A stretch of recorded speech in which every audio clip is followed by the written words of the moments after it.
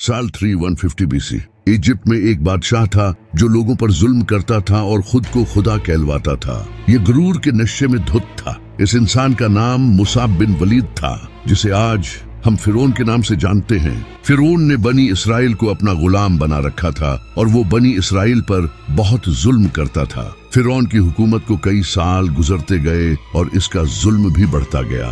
लेकिन एक दिन इसने लोगों को बातें करते सुना कि इसराइल में एक बेटा पैदा होगा जो कि फिरौन की हुकूमत गिरा देगा। फिरौन को लगा कि लोगों ने कोई ख्वाब देख लिया है या फिर ये इनकी किताबों की कोई प्रेडिक्शन है। लेकिन एक दिन फिरौन ने ख्वाब देखा कि यरूशलेम से एक आग आती है और वो मिस्र के सारे घरों को जला देती है, लेकिन बनी इसराइल के बच्चों को कोई नुकसान नहीं पहुंचाती। फिरौन डरा हुआ नींद से उठा और इसने अपने सारे जादूगर और प्रीस्ट्स को जमा किया और इन्हें इस ख्वाब के बारे में बताया।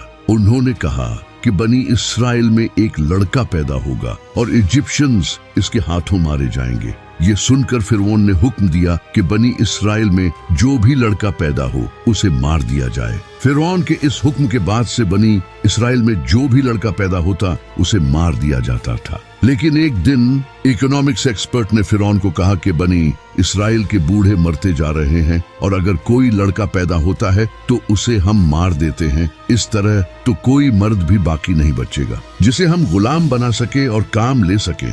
हमें कोई पॉलिसी बनानी होगी जिसमें एक साल अगर कोई लड़का पैदा हो तो उसे मार दिया जाए और दूसरे साल अगर कोई लड़का पैदा हो तो उसे छोड़ दिया जाए। फिरौन ने इस बात को समझा और इसके बाद इसी तरह होने लगा। जिस साल बच्चों को जिंदा छोड़ा जाना था उसी साल हजरत मूसा अलैहिस्सलाम की मां हामिला हुई और उन्होंने हजरत मूसा अलैहिस्सलाम के भाई हजरत हारून अलैहिस्सलाम को जन्म दिया। लेकिन इसके अगले साल जब बच्चों को कत्ल किया जाना था उसी साल हजरत मूसा अलैहिस्सलाम पैदा हुए। हजरत मूसा अलैहिस्सलाम की मां को डर था कि इनके बच्चे को कत्ल कर दिया जाएगा। तभी अल्लाह ने हजरत मूसा अलैहिस्सलाम की मां को इल्हाम फरमाया, इसे दूध पिला, फिर जब तुझे इस पर खौफ हो तो उसे दरिया में डाल दे और खौफ न कर और गम न कर, बेशक हम इसे तेरी तरफ फिर लाएंगे और इसे रसूलों में से बनाएंगे।